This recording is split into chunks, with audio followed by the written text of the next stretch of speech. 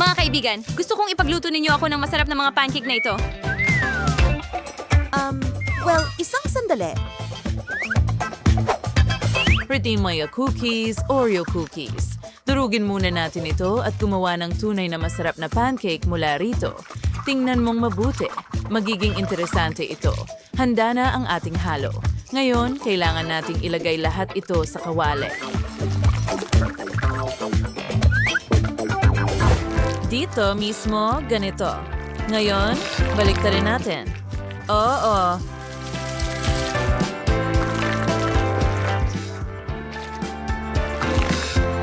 Ngayon, ihagis mo ito ng ganyan lang. At itagay sa night sa plato ng patong-patong. Naritay nga rin ng pancake. Ibuhos na rin ng Nutella sa ibabaw ng mga ito. Oo, napakasarap. Huwag kalimutan ng dekorasyon. Perpekto ang mga strawberry at saging dito. At tapos na ako. Ha? Kumusta ka, Lola? Well, gumawa tayo ng homemade na klasikong pancakes na ganito. Ibuhos natin ito sa kawali. Dahan-dahan lang, huwag magmadali. Ngayon, iangat natin ito at baliktarin at pagkatapos ay ilagay sa plato, patong-patong. At ngayon, maglagay tayo ng piraso ng mantikilya sa ibabaw. At huwag kalimutan ang maple syrup. Wow! Oo, ang sarap nito. Magugustuhan ito ng apo ko. Ginawa ng may pagmamahal.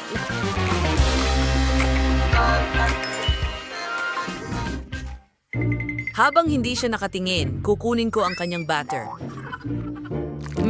Ang sarap talaga. Sandali, pero kailangan kong magdagdag ng kaunti. Una, ibubuhos ko ito lahat sa bote na ito para mas madali akong magluto. Ngayon, kumuha tayo ng kawali at ibuhos ang masa dito. Pero gagawa tayo ng maliit na piraso ng pancake. Ganyan lang. Magmumukha silang parang cereal. Oh yeah! Baliktarin ito at ilagay sa mangkok. Ngayon, kumuha tayo ng mga gummy bear. Ang sarap nila. Magugustuhan ito ng kapatid ko. Huwag kalimutan ng gatas. At tapos na ako.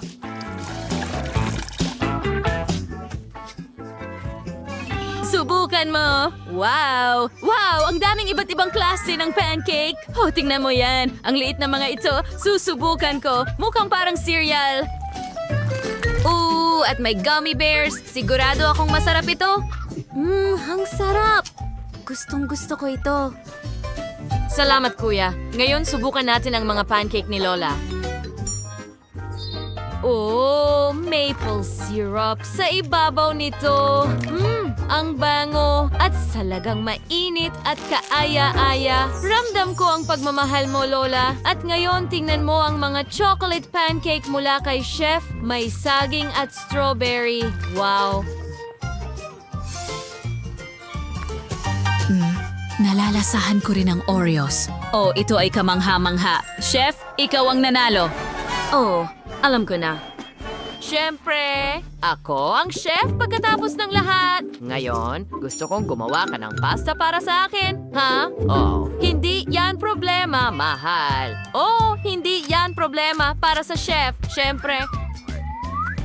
Amrotskan pasta gando. I really want you to make a lot of pasta. Bergatbas ang pakuluan na yung story and lahat ay handa na. Ilagay natin to sa plato ng ganyan.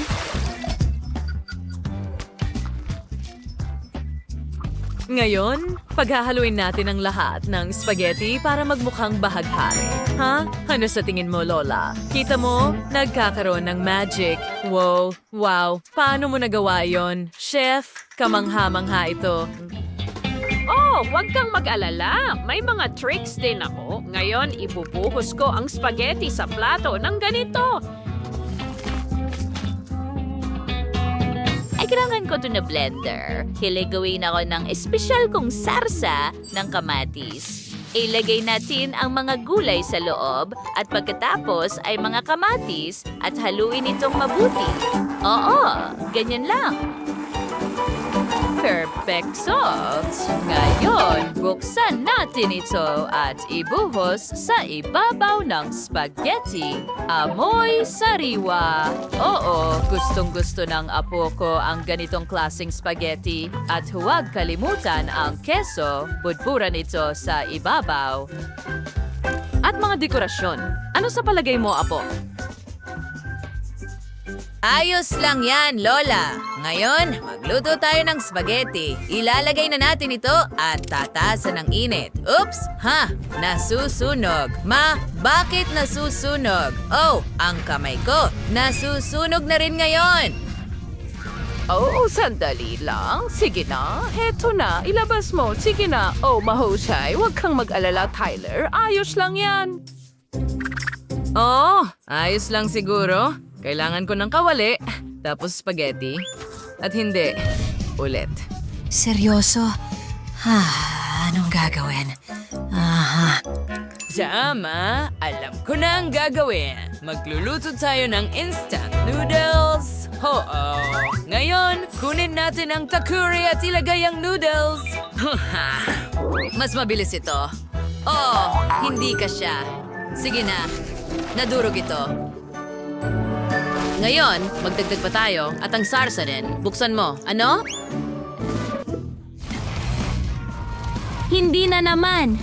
Oh, mahal! Kailangan mo lang magdagdag ng tubig. Sige na. Ngayon, buksan mo na. Salamat, Lola. Ikaw ang pinakamahusay. Oh, wow. Talagang gumagana ito. Handa na kami, mahal. Ano yun? Kettle spaghetti? Wow! Tingnan mo ito. Haha, magic? Ang sarap ng spaghetti. Yum! Hindi masama.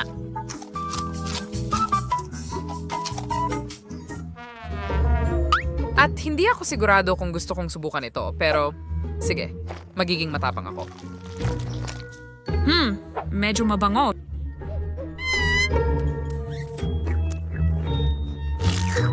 Masarap pala talaga! Sandali! Masyadong mainit sa bibig ko. Ah! Ang init! Oh, hindi! Well, hindi ito ang gusto ko. Sige, subukan natin ang spaghetti ni Lola ngayon.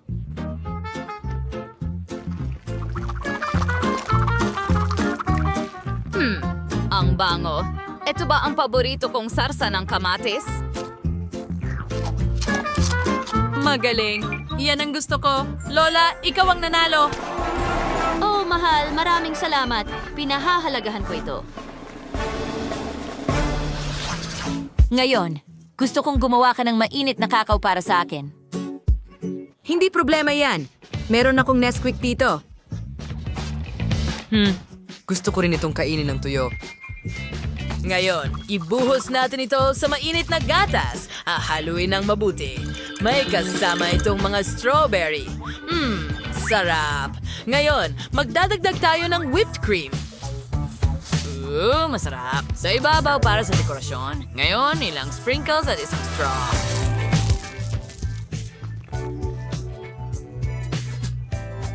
Lola, tingnan mo. Ha?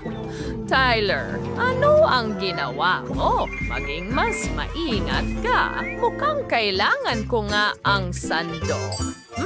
Ang bango. Ilalagay ko ito sa mug na may sweater para manatiling mainit ng mas matagal. Ilang marshmallow sa ibabaw at dagdag na cocoa.